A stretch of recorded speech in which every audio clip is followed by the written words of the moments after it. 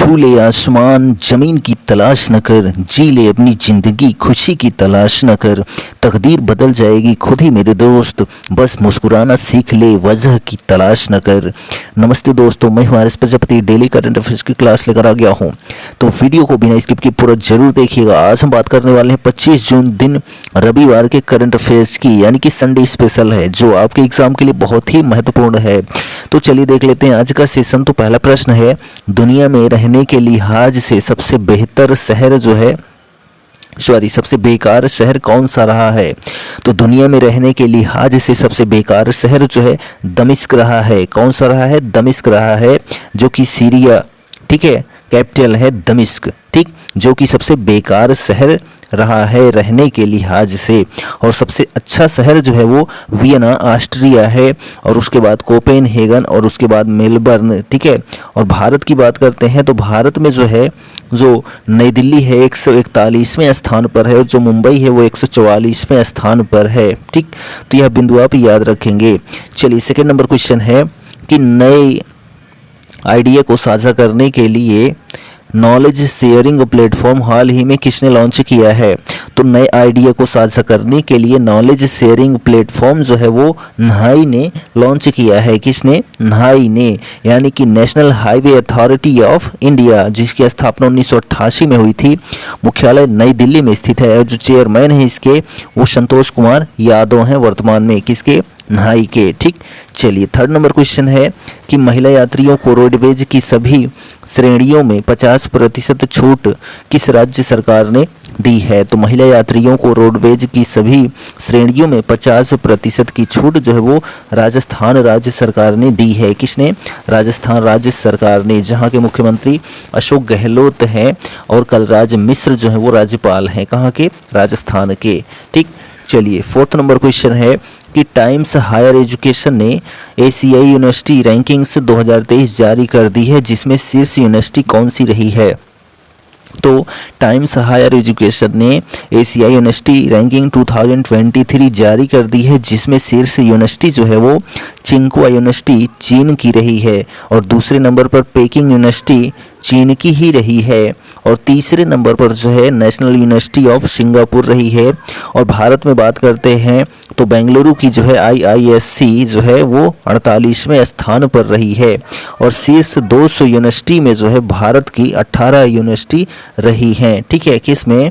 तो जो times higher education ने एशियाई यूनिवर्सिटी रैंकिंग 2023 जारी की उसमें, ठीक। चलिए नेक्स्ट क्वेश्चन देखिए यहाँ पर fifth number, BRICS chamber of commerce and industry women's vertical, यानी कि ब्रिक्स CCIVEWE की अध्यक्ष हाल ही में कौन बनी है? तो BRICS chamber of commerce and industry women's vertical की अध्यक्ष हाल ही में रूबी सिन्हा बनी है। कौन बनी है? रूबी सिन्हा को जो है BRICS chamber of commerce and industry women's vertical का अध्यक्ष नियुक्त किया गया है। और ब्रिक्स की बात करते हैं तो ब्रिक्स की स्थापना जो है वो 16 जून 2009 को हुई थी, ठीक। और जो ब्रिक्स में शामिल देश हैं वो ब्रिक्स, ठीक है, B से ब्राज़ील, ठीक है, R से रूस, I से इंडिया, और C से चाइना, ठीक। और इसमें यस जुड़ गया है, तो यानी कि साउथ अफ्रीका, ठीक है। जो ब्रिक्स के अध्यक्ष हैं देवू सिंह चौहान है। कौन है? देवू सिंह चौहान जो है ब्रिक्स के अध्यक्ष हैं। ब्रिक्स जिसे मूल रूप से ब्रिक नाम दिया गया था, जिसमें ब्राज़ील, रूस, भारत और चीन की क्षेत्रीय अर्थव्यवस्थाओं के लिए एक संक्षिप्त शब्द है, जिसमें 2010 में दक्षिण अफ्रीका के लिए यस अक्षर शामिल था, यानी कि ब्रिक्स, ठीक है। चलिए आगे बात करते हैं इसमें 6 नंबर क्वेश्चन की। तो केंद्र सरकार द्वारा पूरे देश के प्रत्येक जिले से एक विशिष्ट उत्पाद की पहचान कर उसे बढ़ावा देने के उद्देश्य से यूनिटी मॉल कहाँ स्थापित करने की मंजूरी दी गई है? तो केंद्र सरकार द्वारा पूरे देश के प्रत्येक जिले से एक विशिष्ट उत्पाद की पहचान कर उसे बढ़ावा देने के उद्देश्य से यूनिटी मॉल जो है वो दीमापुर नागालैंड में स्थापित की गई है। कहाँ पर? दीमापुर नागालैंड में, ठीक है। तो यह बिंदु आप याद रखेंगे।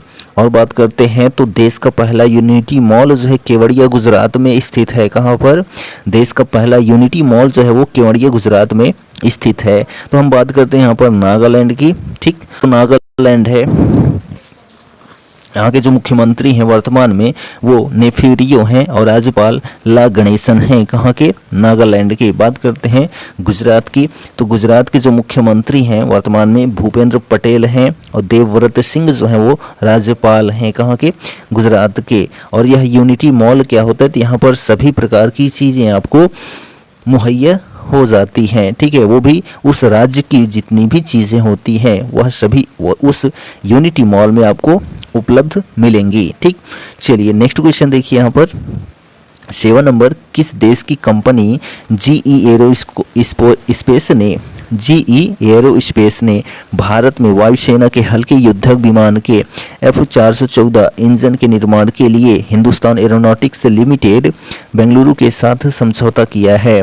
तो अमेरिका देश की कंपनी जीई एरोस्पेस ने भारत में वायुसेना के हल्के युद्धक विमान के F414 इंजन के निर्माण के लिए हिंदुस्तान एरोनॉटिक्स लिमिटेड बेंगलुरु के साथ समझौता किया है, ठीक। तो जीई एरोस्पेस का मुख्यालय जो है सिनसिनाटी ओहियो में है और इसके जो सीईओ हैं एच लॉरेंस कल्प हैं। किसके? तो जीई एरोस्पेस के। और बात करते हैं हिंदुस्तान एरोनॉटिक्स लिमिटेड की, तो इसकी स्थापना 23 दिसंबर 1940 को हुई थी और बेंगलुरु में इसका मुख्यालय है। और जो संस्थापक थे वो बालचंद हीराचंद थे और जो अध्यक्ष हैं वर्तमान में अशोक नायक हैं। किसके? हाल के। नेक्स्ट क्वेश्चन है 8 नंबर, कि अमेरिका की माइक्रोन कंपनी ने देश में कहाँ अपना पहला सेमीकंडक्टर टेस्ट और असेंबली प्लांट स्थापित करने के लिए भारत सरकार के साथ समझौता किया है? तो गुजरात में। कहाँ पर? अमेरिका की माइक्रोन कंपनी ने देश में गुजरात राज्य में अपना पहला सेमीकंडक्टर टेस्ट और असेंबली प्लांट स्थापित करने के लिए भारत सरकार के साथ समझौता किया है। और माइक्रोन कंपनी के सीईओ वर्तमान में भारतवंशी संजय मेहरोत्रा हैं, ठीक। चलिए नेक्स्ट क्वेश्चन देखिए यहाँ पर 9 नंबर, कि इफको ने अमेरिका को नैनो लिक्विड यूरिया निर्यात करने के लिए किस अमेरिकी कंपनी के साथ समझौता किया है? तो इफको ने अमेरिका को नैनो लिक्विड यूरिया निर्यात करने के लिए Kapoor enterprises Inc California company के साथ समझौता किया है। तो इफको के जो सीईओ हैं वो डॉक्टर उदय शंकर अवस्थी हैं। कौन है? उदय शंकर अवस्थी जो है सीईओ हैं किसके? इफको के, ठीक। और जो स्थापना हुई थी इफको की 3 नवंबर 1967 को हुई थी और मुख्यालय जो है वो नई दिल्ली में है और इफको जो है वो उर्वरक से संबंधित कंपनी है, ठीक। चलिए नेक्स्ट क्वेश्चन 10 नंबर है, कि उत्तर भारत के पहले स्किन बैंक का उद्घाटन किस अस्पताल में हुआ है? तो उत्तर भारत के पहले स्किन बैंक का उद्घाटन जो है वो सफदरगंज दिल्ली में हुआ है। कहाँ पर? सफदरगंज दिल्ली में जो है भारत के पहले स्किन बैंक का उद्घाटन हुआ है, वो भी उत्तर भारत के, ठीक। और वर्तमान में देश में जो है 16 स्किन बैंक हैं और यह जो स्किन बैंक होती है जहां मृत्यु होने के बाद त्वचा दान कर दी जाती है वही स्किन बैंक होते हैं, ठीक। चलिए 11 नंबर क्वेश्चन है, कि पूरे विश्व को कश्मीर का दर्शन कराने वाले वितस्ता महोत्सव 2023 का आयोजन डल झील श्रीनगर में आयोजित हुआ। वितस्ता किस नदी का वैदिक नाम है? तो झेलम नदी का जो वैदिक नाम है वो वितस्ता है, ठीक। तो पूरे विश्व को कश्मीर का दर्शन कराने वाले वितस्ता महोत्सव 2023 का आयोजन डल झील श्रीनगर में आयोजित हुआ और वितस्ता जो है झेलम नदी का वैदिक नाम है और झेलम नदी पर ही जो है झेलम का युद्ध हुआ था 326 ईसा पूर्व में, वो भी सिकंदर और पंजाब के यदुवंशी सम्राट पोरस के बीच में हुआ था और इसे वितस्ता का युद्ध भी कहा जाता है। किसको? झेलम के युद्ध को, ठीक।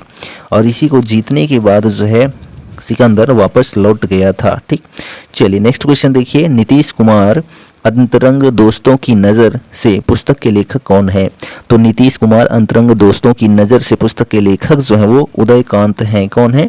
उदयकांत हैं। 30 नंबर क्वेश्चन है, कि रॉबर्ट बलार्ड द्वारा उत्तरी अटलांटिक में खोजे गए टाइटैनिक जहाज के मलबे को दिखाने गए कौन सी पनडुब्बी दुर्घटनाग्रस्त हो गई है? तो रॉबर्ट बलार्ड द्वारा उत्तरी अटलांटिक में खोजे गए टाइटैनिक जहाज के मलबे को दिखाने गए टाइटन पनडुब्बी दुर्घटनाग्रस्त हो गई है, ठीक। चलिए नेक्स्ट क्वेश्चन है 40 नंबर, किस राज्य सरकार ने हाल ही में विट्ठल रुक्मणी वारकरी बीमा छत्र योजना की शुरुआत की है? तो महाराष्ट्र राज्य सरकार ने जो है हाल ही में विट्ठल रुक्मणी बीमा छत्र योजना की शुरुआत की है। और यह जो है सरकार ने राज्य के लोगों को आर्थिक सहायता देने के लिए महाराष्ट्र विट्ठल रुक्मणी वारकरी बीमा छत्र योजना की शुरुआत की है, जिसमें 5 लाख तक का बीमा राशि प्रदान किया जाता है। ठीक, चलिए 15 नंबर क्वेश्चन है, किस राज्य की कैबिनेट ने पुरी के विकास के लिए परिव्यय में 1000 करोड़ की वृद्धि को मंजूरी दी है? तो उड़ीसा कैबिनेट ने, ठीक है, कहा कि उड़ीसा राज्य की कैबिनेट सरकार ने पुरी के विकास के लिए 1000 रुपये परिव्यय करोड़ की मंजूरी दी है। ठीक है, परिव्यय में जो है 1000 करोड़ रुपए की वृद्धि की मंजूरी दी है। किसने? तो उड़ीसा राज्य सरकार ने। ठीक, तो यह बिंदु भी आप याद रखेंगे। और उड़ीसा की बात करते हैं तो मुख्यमंत्री नवीन पटनायक हैं और राज्यपाल प्रोफेसर गणेशी लाल हैं। ठीक, कैपिटल जो है भुवनेश्वर है। चलिए नेक्स्ट क्वेश्चन है यहाँ पर 16 नंबर, किस राज्य सरकार द्वारा राज्य में 50,000 महात्मा गांधी सेवक प्रेरक नियुक्त करने की घोषणा की गई है? तो राजस्थान राज्य सरकार द्वारा जो है राज्य में 50,000 महात्मा गांधी सेवक प्रेरक नियुक्त करने की जो है योजना बनाई गई है। किसके द्वारा? तो राजस्थान राज्य सरकार द्वारा। यह जो है राजस्थान में राष्ट्रपिता महात्मा गांधी का प्रचार प्रसार एवं गांधी पुस्तकालय व संविधान केंद्रों का संचालन करने के लिए महात्मा गांधी प्रेरकों की भर्ती की जाएगी। राजस्थान महात्मा गांधी सेवक प्रेरक भर्ती 2023 का आयोजन जो है वो 50,000 पदों के लिए किया जाएगा। और राजस्थान महात्मा गांधी सेवक प्रेरक भर्ती 2023 के तहत जो है अभ्यर्थियों का कार्यकाल 1 वर्ष का होगा। इस दौरान इन्हें 4500 रुपये प्रति माह मानदेय मिलेगा। राजस्थान महात्मा गांधी सेवा प्रेरक भर्ती 2023 के लिए 12वीं पास एवं समकक्ष योग्यता रखने वाले अभ्यर्थी आवेदन कर सकते हैं। ठीक, चलिए नेक्स्ट क्वेश्चन देखिए, केंद्र सरकार द्वारा किस वर्ष से ट्रकों में एयर कंडीशनर यानी कि एसी को अनिवार्य करने की घोषणा की गई है? तो केंद्र सरकार द्वारा जो है 2025 तक, कब? 2025 से जो है ट्रकों में एयर कंडीशनर को अनिवार्य करने की घोषणा की गई है। किसके द्वारा? तो केंद्र सरकार के द्वारा। ठीक, 18 नंबर क्वेश्चन है कि दुनिया की सबसे तेज मोटर बाइक रेस मोटो जीपी 2023 का पहला टिकट किसके द्वारा जारी किया गया है? तो दुनिया की सबसे तेज मोटर बाइक रेस मोटो जीपी 2023 का पहला टिकट जो है वो योगी आदित्यनाथ के द्वारा जारी किया गया है। किसके द्वारा? योगी आदित्यनाथ के द्वारा। नेक्स्ट क्वेश्चन देखिए 19 नंबर, किस राज्य सरकार द्वारा डीजीपी नियुक्त करने संबंधी अधिकार देना वाला विधेयक पारित किया गया है? तो पंजाब राज्य सरकार द्वारा जो है डीजीपी नियुक्त करने संबंधी अधिकार देने वाला विधेयक पारित किया गया है। कहाँ पर? तो पंजाब राज्य में। ठीक, पंजाब के जो मुख्यमंत्री हैं वर्तमान में वो श्री भगवंत मान हैं और राज्यपाल बनवारी लाल पुरोहित हैं। कहाँ के? पंजाब के। ठीक, चलिए 20 नंबर क्वेश्चन है कि टाइम मैगजीन द्वारा जारी 100 सबसे प्रभावशाली कंपनियों में से कौन सी भारतीय कंपनी शामिल है? तो टाइम मैगजीन द्वारा जारी 100 सबसे प्रभावशाली कंपनियों में एनपीसीआई, कौन सी? एनपीसीआई जो है वो भारतीय कंपनी शामिल है। किसमें? टाइम मैगजीन द्वारा जारी 100 सबसे प्रभावशाली कंपनियों में एनपीसीआई शामिल है, जिसका फुल फॉर्म होता है national payment corporation of India, जिसकी स्थापना 2008 में हुई थी।